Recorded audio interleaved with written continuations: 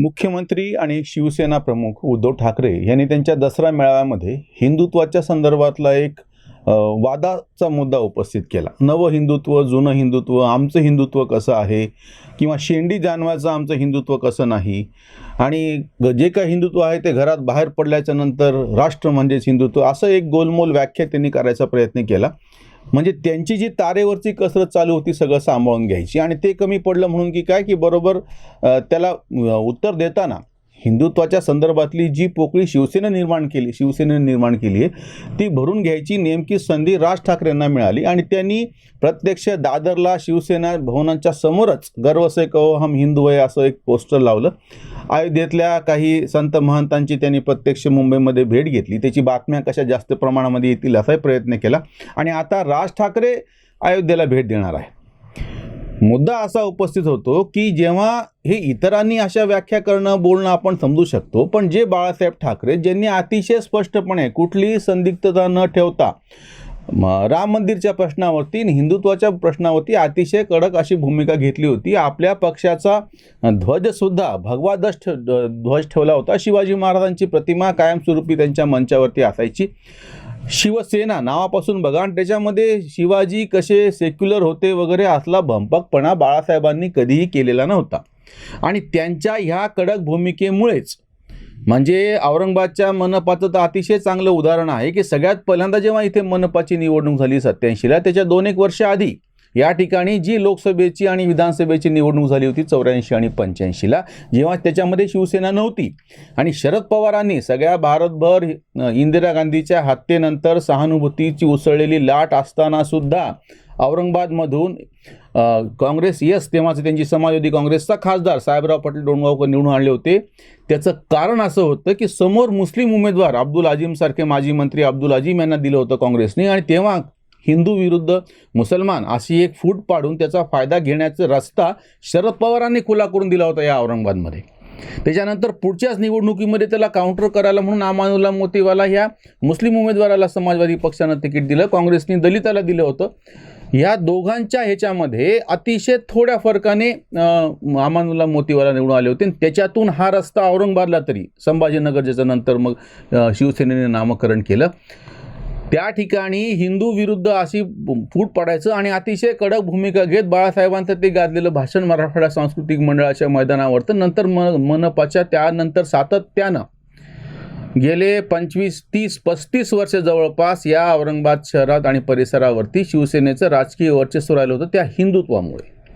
आता उद्धव ठाकरे, आणि हे औरंगाबादचं उदाहरण म्हणून सांगितलं, मुंबई सगळीकडेच तीच गोष्ट आहे. आता आश्चर्याची गोष्ट अशी आहे की ज्याच्या जीवावरती तुम्ही अतिशय स्पष्ट भूमिका घेतली म्हणून एक मोठा वर्ग तुमच्या मागे गेला होता, किंवा एक मोठ्या प्रमाणामध्ये ओबीसी वर्ग तुमच्याकडे गेला होता जो राजकीय दृष्ट्या उपेक्षित राहिलेला होता. ह्या सगळ्याच्या बाबतीमध्ये नेमकी उलटी बोटचेपेपणाची भूमिका उद्धव ठाकरे घ्यायला लागलेले आहे. उद्धव ठाकरेंनी भाजपला धडा शिकवायचा म्हणून बाकीच्यांबरोबर युती करणे, मुख्यमंत्रीपद मिळवणे, त्यांची राजकीयदृष्ट्या कशी नाचक होईल याचा प्रयत्न करणे भाजपचा, ही गोष्ट वेगळी. हा त्यांचा धूर्तपणा राजकीय पातळीवरती त्यांना काय फायदे तोटे देणारा ठरेल राजकीयदृष्ट्या, ती गोष्ट वेगळी. पण त्यांचा जो मुख्य गाभा होता मतदार, त्याला असल्या हिंदुत्वाच्या गुळगुळीत व्याख्या नको होत्या.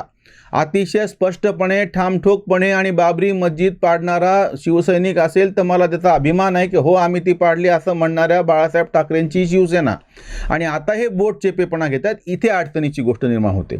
आणि त्याहीपेक्षा आता नेमकी ती संधी, ती पोकळी ओळखून त्या पोकळीमध्ये राज ठाकरेंनी आपला पत्ता टाकलेला आहे.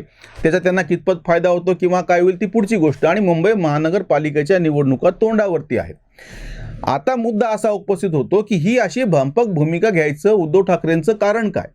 सगळ्यात महत्त्वाची गोष्ट म्हणजे ज्या गोष्टीसाठी तुम्ही तडजोड केली आणि ज्या गोष्टीसाठी तडजोड करून तुम्ही त्या काँग्रेस आणि राष्ट्रवादी बरोबर गेलात, ही गोष्ट सर्वसामान्य शिवसैनिकाला, जो कट्टर शिवसैनिक म्हणून घेत होता आणि त्यानं कित्येक वर्षांपासून त्या प्रश्नासाठी लाट्याखाट्या काढलेल्या आहेत, त्याच्यावरती केसेस झालेले आहेत, गल्लोगल्ली हा कट्टर शिवसैनिक कुठलीही पदं न मिळता वारंवार झगडत आलेला आहे आपल्या गल्लीतल्या छोट्या मोठ्या कामांसाठी, स्थानिक पातळीवरच्या राजकारणासाठी. त्याची नेमकी मानसिकता काय आहे हे उद्धव ठाकरे समजून घ्यायला तयार नाहीत. आणि उलट हीच मानसिकता बाळासाहेबांनी तयार केलेली होती.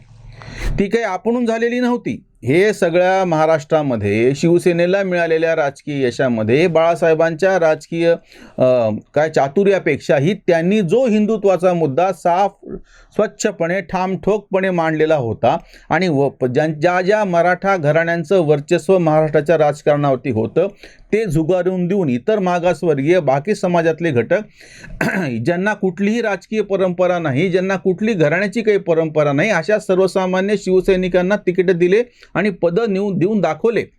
महाराष्ट्रामध्ये सगळ्यात मोठ्या प्रमाणावरती घडलेलं हे जे आश्चर्य असं होतं की ज्याला फारशी पार्श्वभूमी नाही, अतिशय असा साधा शिवसैनिक महापौर होतो, आमदार होतो, खासदार होतो, मंत्री होतो, हे लोकांनी बघितलं आणि त्याचा जात जमात जी आहे त्याच्या पलीकडे जाऊन एरवी वारंवार असे गणित सांगायचे, अभ्यासक सुद्धा असं मांडायचे की इतका हा गट आहे, इतके वंजारी आहेत, इतके ब्राह्मण आहेत, इतके माळी आहेत, इतके बाकीचे ओबीसी आहेत, असे सगळे इतके दलित आहेत, असं सगळं हिशोब मांडून त्या पद्धतीनं एखाद्या उमेदवाराचं यश किंवा अपयश कसं आहे हे मोजलं जायचं.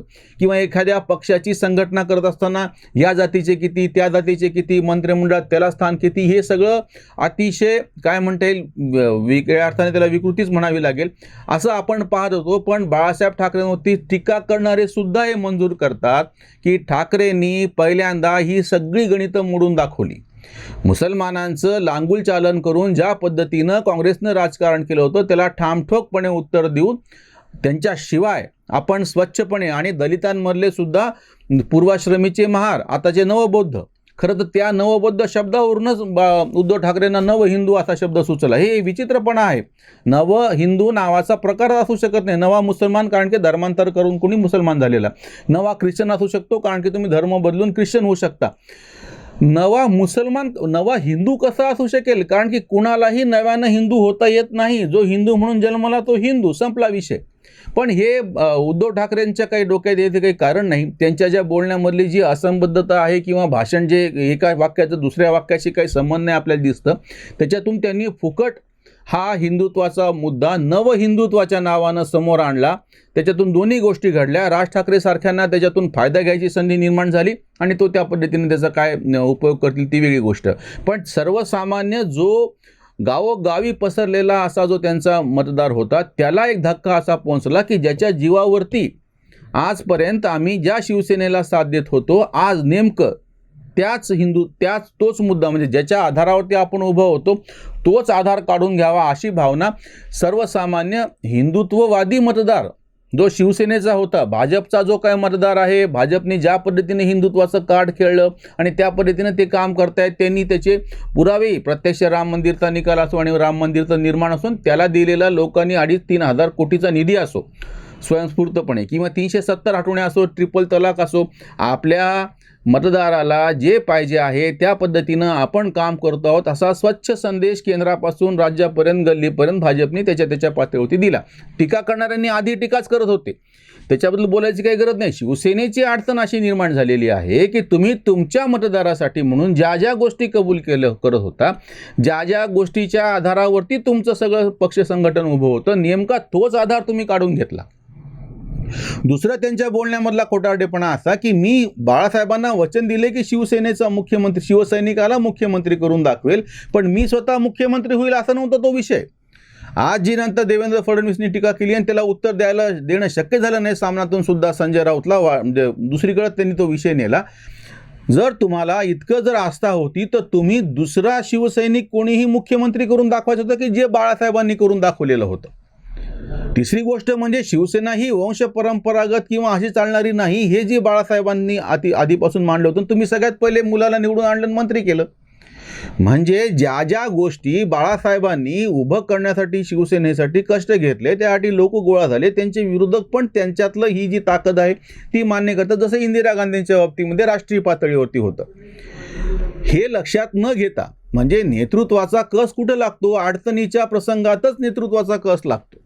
आणि अशाच वेळी जर तुम्ही कच खाणार असाल तर तुमचं त्या वेळेपुरतं निभू शकतं, पण त्याच्यामुळे राजकीय भवितव्य तुमचं संकटामध्ये येऊ शकतं. आज गावोगावचा जो शिवसैनिक आहे तो शिवसैनिक कित्येक वर्षांपासून ज्या आधारावरती लढत होता त्या स्थानिक पातळीवरती, तो जर तुम्ही काढून घेतला तर त्यानं काय करावं. म्हणून देगलूरच्या पोटनिवडणुकीमध्ये त्याचं म्हणजे आता जी निवडणूक होऊ घातलेली आहे आणि तो जो आमदार होता आधी शिवसेनेचे असलेले साबणे ते सरळ भाजपमध्ये निघून गेले. कारण की जर एकदा काय शिवसेनेने जर कॉम्प्रोमाइजच काँग्रेस आणि राष्ट्रवादीसारखी आपले परंपरागत 25-25, 30-30 वर्ष ज्यांच्याशी राजकीय लढा घेतला त्यांच्याशी केला असेल तर तुमचं वरती काय निभायचं ते निभलं असेल. पण गल्ली पातळीवरती, गाव पातळीवरती, शहर पातळीवरती त्यांच्या कट्टर शिवसैनिकांनी करायचं काय, त्यांना तोंड कसं द्यायचं, तो आतापर्यंत त्यांना गल्लीमध्ये भांडत आलेला होता. त्याच्यामुळं हा जो मुद्दा त्यांनी उपस्थित केलेला आहे हिंदुत्वाच्या नावानं, आणि त्याच्यामुळे झालेलं असं आहे की बाबा ते ज्ञानेश्वरीचं फार अप्रतिम असा दृष्टांत आहे. लवणाची केली मासोळी, मिठाची मासोळी केली तर ती शक्यच नाही. कारण काय, तर पाण्यामध्ये टाकली तर ती विरघळेल आणि पाण्याच्या बाहेर काढले तर मासोळी पाण्याच्या बाहेर राहू शकत नाही. तसं हिंदुत्व धरलं तर तुमचं जे सध्या काँग्रेस आणि राष्ट्रवादीवाले तुमचा हे काढून घेतील, पाठिंबा पद जाईल, आणि हिंदुत्व सोडलं तर तुमचा मतदार जाईल. म्हणजे खुर्ची का मतदार असा एक प्रसंग निर्माण झालेला आहे. पाळी व वाघोबा बोलतो तडक, हिंदुत्व कडक आमचेच. नव हिंदुत्वाचा लाविला जो शोध, त्याच्यातून बोधक काही नाही. सेनेच्या हिंदुत्वी उरलान राम, सेनेच्या हिंदुत्वी उरलान राम, भरे रोम रोम सोनियाचा. सेना हिंदुत्वाचा सेक्युलर झब्बा, राज घाली बिब्बा राजकीय. सेना भवनाच्या समोर पोस्टर, हिंदुत्व बूस्टर डोस जणू. सेनेचे हिंदुत्व मिठाची मासळी, बाहेरवा जळी जिवंतना. हिंदुत्व धरता निसटते खुर्ची, सोडताच मिरची कांत म्हणे. एक विचित्र परिस्थिती निर्माण झालेली आहे. स्वतः बाळासाहेबांनी जेव्हा जेव्हा काही सत्ता आणि बाकीच्या गोष्टी मिळण्याची संधी निर्माण झाली तेव्हा हिंदुत्व जर पुढे येत असेल तर त्याला लात मारून उदाहरण स्पष्ट करून दाखवलेलं आहे. याच्या उलट आता असं सिद्ध झालेलं आहे की हिंदुत्व का खुर्ची असं म्हणत असेल तर उद्धव ठाकरे प्रत्यक्ष खुर्चीला पकडतात आणि हिंदुत्व सोडून देतात, आणि त्यांनी दिलेलं हिंदुत्व, सोडून दिलेलं हिंदुत्व मग आपोआपच राज ठाकरे यांना उचलायला मिळतं आणि त्याचा त्यांना फायदा होऊ शकतो. आज याच्या बाबतीमध्ये बोलत असताना कितीही अशा वैचारिक पातळीवरच्या बुद्धिभ्रम करणाऱ्या व्याख्या, हिंदुत्व कसं आहे, हिंदुत्व तसं आहे, हिंदुत्व व्यापक असं कितीही करो, स्वतः बाळासाहेब ठाकरेंनी कुठलाही बुद्धिभ्रम न करता ठामठोकपणे जी हिंदुत्वाची व्याख्या केली होती त्याच्या पूर्णपणे उलटा असं उद्धव ठाकरे वागत आहेत. आणि हाच संदेश दसरा मेळाव्याच्या भाषणातून सर्वसामान्य शिवसैनिकापर्यंत पोहोचला आहे.